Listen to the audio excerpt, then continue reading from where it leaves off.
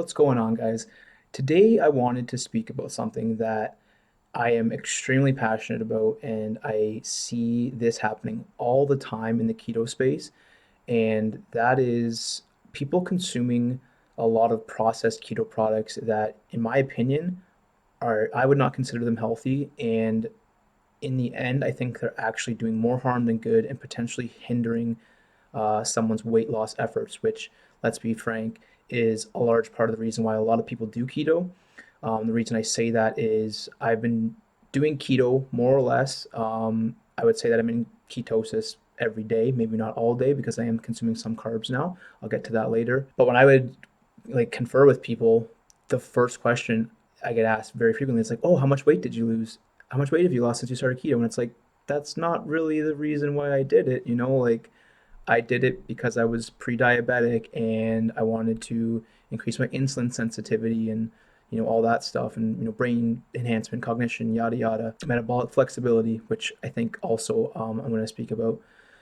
So what I mean by this is that there are products, and I call them transition foods. So I'm talking about your, keto protein bars and your keto cookies and baked goods and I just saw keto milk the other day, like with sucralose and acesulfame potassium. So that's kind of what I'm talking about is these companies, they know that keto is a craze right now and they're cashing in on it, and they know that the vast majority of people that are doing keto know that the thing to look or think that the thing to look at is just the net carbs. So they know that if they achieve low net carbs by whatever means necessary, is kind of the case. That's how it seems. People are going to buy these products. So when they start using artificial sweeteners like sucralose, acesulfame potassium, aspartame, and even potentially, now there is some debate about this, but maltitol is another bad one. Stevia and erythritol and xylitol, monk fruit. Like those are the good ones, I would say, but they still have some negative effects. So with the aforementioned ones I mentioned first, there is more, I would say, harm than good. There's some definite good evidence, especially when it comes to sucralose that I've seen a study on. Consuming these things can destroy your gut bacteria, gut dysbiosis. Everything gets messed up. Okay, so your weight loss efforts are going to get messed up, your digestion, your creation and assimilation of nutrients, and it's just going to negatively snowball from there.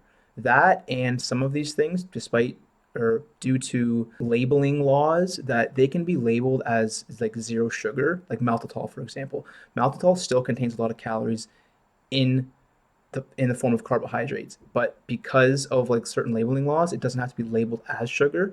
So a bar may say like net carbs 0 or 2 or whatever, but like if it's exclusively using maltitol, that's not true. So you can't trust that. And the second thing is that when you have this sensation of sweetness on your tongue, there is something called the cephalic insulin phase response, meaning that when your tongue tastes something sweet, insulin starts to rise because it's expecting sugar or glucose specifically to follow. But when that doesn't happen, your insulin will go up, which is going to push whatever glucose is in your blood out into your cells, and you can actually experience hypoglycemia. That's pretty unlikely unless you're like literally shoveling down a bunch of like stevia and erythritol and whatever. But like it is definitely a possibility. And also, there's almost a rebound effect because your body again is expecting glucose and it's not getting it. So you are likely going to start craving actual sugar, and then you're in a willpower battle, and that's a whole other topic, but like you're fighting a losing battle. So I would honestly much rather someone use real sweeteners, real sugar sparingly as opposed to these zero calorie sweeteners like frequently, right?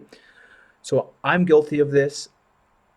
I'm loads better, but like I said, I've been doing for keto for almost 2 years, and I was that person that at the beginning of my journey, at whatever cost, I would just try to lower my sugar intake, my net, and get the lowest net carbs as possible.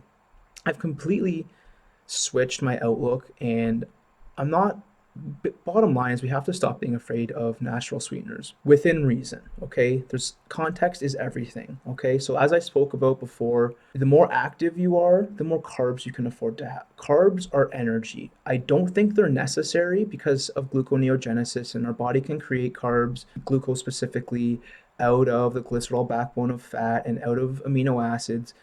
So if you get enough protein, enough fat, you can create enough carbs, yada yada. But like for the active population and for arguably hormone balancing, cortisol lowering effects, stress, combating stress, all that stuff, I think it is pretty reasonable to consume some healthy carbohydrates throughout your day, or at least at specific times. So, again, what I do, if I work out, I'll have some carbs with my post workout meal and potentially in the evening. I usually have some carbs in the evening regardless because I know that throughout the day, I'm burning off my liver glycogen if I'm active, which I usually am, and that I can afford to have some carbs. So I think you really have to move away from being afraid of fruits and starchy vegetables, raw honey, maple syrup. I think those things can be really beneficial. If you're the type of person where you don't need any of that, you're not already using the sweeteners and you're doing well on like a more carnivore or whole foods keto diet without any of these starchy roots and tubers and fruits and stuff, and you're feeling good,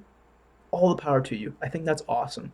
But I think for the average person, we got to move away from focusing on keto and focus more on eating diverse whole foods and having animal products be the structure of our diet for nutrient density purposes, for adequate protein intake, hormone balancing, and then carb consideration. I think we should stop being afraid of carbs. I think ingredient quality matters. I think people are really doing themselves a disservice by focusing on just macronutrients and ignoring ingredient quality. Bottom line, I see it all the time, like really, really frequently, and like it sucks because like I feel for these people, man. People are so, and I get it, I am too. People are so, insecure, and they want this perfect body and yada yada, and they're gonna do whatever it takes to get there. But I really think that they're hindering their weight loss efforts, and their body composition changing efforts by focusing on just net carbs and ignoring the ingredient quality. So, perfect example. Another one is like certain salad dressings that are like low carb, but they're full of soybean oil. Or, like I said, the bars and the cookies, the keto baked goods, and all this stuff that are full of these artificial sweeteners and stuff like that. Like, I really think that we should use them potentially, some of them, like the good ones that I mentioned, during a transition phase to help with carbohydrate cravings. But after a while, those cannot be a staple in your diet. Like it's nice every once in a while to sure to have like a keto friendly bar or whatever or baked good, but those should be treats. Or this should not be something that you're having every single day because I really think they're doing more harm than good. That's basically what I wanted to say. I think I rambled a bit in this one. I'm gonna try to do a little bit of editing and cut some of this stuff out, but hopefully you guys are enjoying this. The one thing I'm really trying to lock down is like lighting, so it all depends. Right now, I just have the natural lighting, so I have some windows over here. But I'm gonna try to get a light and really kind of up the quality of these videos because I'm really enjoying doing them. I hope they're providing value for you. Like, comment, subscribe, give me some feedback. I'd love to answer any questions. And thank you so much for listening and enjoy the rest of your day.